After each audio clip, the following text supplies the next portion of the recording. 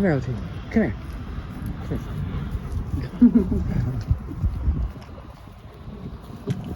And we have a breeze now. Oh, yeah. Just in time.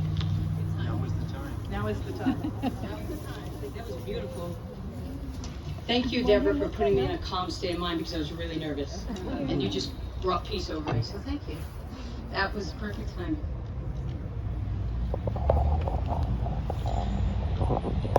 Follow your bliss. You have likely heard this before. It's a famous phrase coined by the late Joseph Campbell. But if you had asked me as a child, I would have sworn it was my father's expression. From as early as I can remember, he insisted I follow my bliss. I never appreciated his wisdom more than I do right now.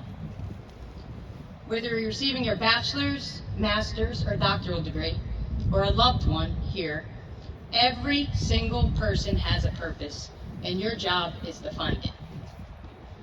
It is no coincidence that this year's graduation theme is We Are Transpersonal, Evolving Global Change Makers. Les Brown, one of my favorite motivational speakers, said that not pursuing your purpose is the equivalent of spiritual suicide. Brown says to imagine yourself on your deathbed with ghosts surrounding you, angry that the inventions, books, talents, and ideas given to you by life never materialize because of you. And so these things too must die. Therefore, he maintains that the wealthiest place on earth is the graveyard. That is where all the unfollowed blisses lie. Let me share with you my personal search for bliss, which began in 2017, shortly after returning from a military deployment. Feeling somewhat untethered, I began listening to motivational speeches by Les Brown, T.D. Jakes, and others. I listened to them while driving, working out, and I even fell asleep to them. I shared them with anyone willing to listen, namely my father, and one friend who insisted I was obsessed. And he was right. I wasn't going to exit this world without finding my bliss, and there'd be no angry ghost by my bedside. By 2018, I moved across the country from New York to California, determined to find my bliss. My father was all for it. In fact, when I arrived at my first day of work in Palo Alto, I found this tray in my desk drawer. It says, "Follow your bliss." Oh. Have to have a prop, right? I immediately sent the photo to my father, who was proud as could be. But just as I was about to soar into my bliss, I learned that he had stage 4 liver cancer with 2 weeks to live. So, I could have considered this a derailment to my purpose, being only 3 days on the job, but instead I trusted the universe and flew home to spend my dad's remaining days beside him. This might be a little tough, but I got this.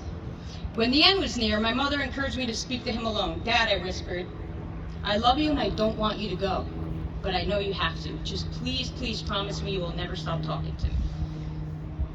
An eerie silence fell across the room, but I knew he heard me, and I was certain he followed through. As expected, not only did he appear in my dreams and through other signs, but a month later, feeling untethered once again, I called out to my dad in despair while driving on the 101. I thought I had found my bliss and I was done, but have you ever felt like something was still missing? I called aloud with tears streaming down my face, "Dad, please help. I know I meant to do more." Within seconds, the phone rang loudly through the car speaker and an unknown number appeared on the dash. Ordinarily, I wouldn't answer, but something told me to pick up. "Hello," said the woman on the other end of the line. "I'm calling from Sofia University. I apologize for not getting back to you sooner, but are you still interested in the Transpersonal Psychology PhD program?" But what I didn't tell you was that prior to moving to California, I told my father about this very program, and he thought it was perfect for me. And on the same day that I found this tray, I went for a run on my lunch break, and a few blocks from my job, I saw a sign on the lawn that said Sofia University. I had no idea I was working right down the street from this school. Well, the one in Palo Alto. So I inquired about the program, left my name and number, and continued on my job. And I knew that this call was the answer and that the timing was no coincidence. I thanked my father and enrolled in 2020, but I got the impression that throughout my life, my dad wanted me to follow my bliss because somehow he couldn't find his. In his final days, he told us, "I procrastinated, and now I'm out of time." But today I wonder if perhaps his purpose was to help me find mine. The problem was I kept thinking I was done, that I had arrived. And as I think about us receiving our diplomas today, I realize more than ever we have not arrived.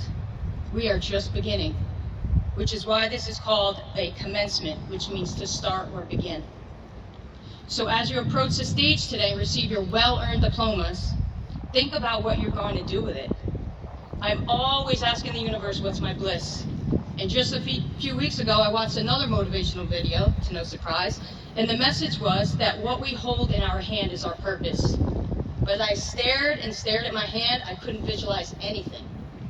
And at the time, I didn't even consider my diploma, I just saw an empty hand.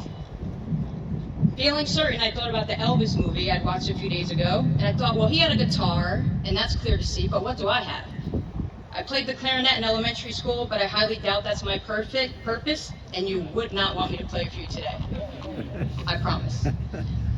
So I let the uncertainty go and hope I'd receive my answer soon, and that afternoon, an email notification popped up on my computer.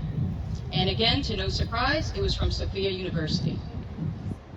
What was shocking was the message, which asked if I would speak at this commencement ceremony. I was in total disbelief, but replied, yes, I'd be honored, almost automatically, without thinking, as if someone wrote the words for me. As I began to imagine what they would have me say, a return email said, "Thank you for accepting the invitation to talk. Please prepare a 3 to 4 minute speech." I said, wait, what? Like literally out loud. I had to write a speech, but I thought I was done. I just completed 200 plus pages of a dissertation, and I had to write some more. But then I glanced down at the keyboard and I looked at my hands and said, maybe this is my gift, the keyboard or the pen, or maybe speaking. I wasn't sure, but as you can see, I decided to give it a try. It is uncertain if this speech will have the impact that I hope, but it certainly beats me playing the clarinet. And in the words of Les Brown, you don't have to be great to get started, but you have to get started to be great.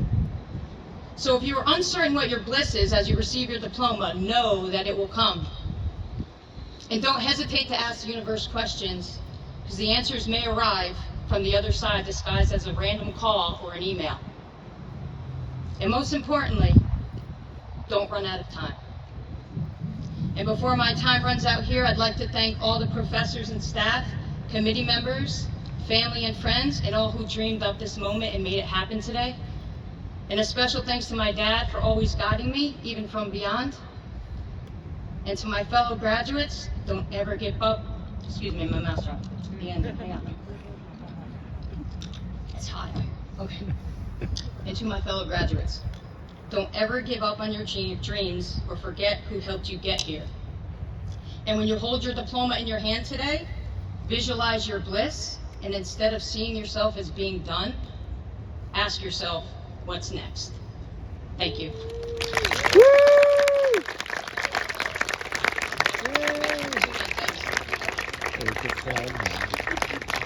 Thank you, Deborah Ann and Tara.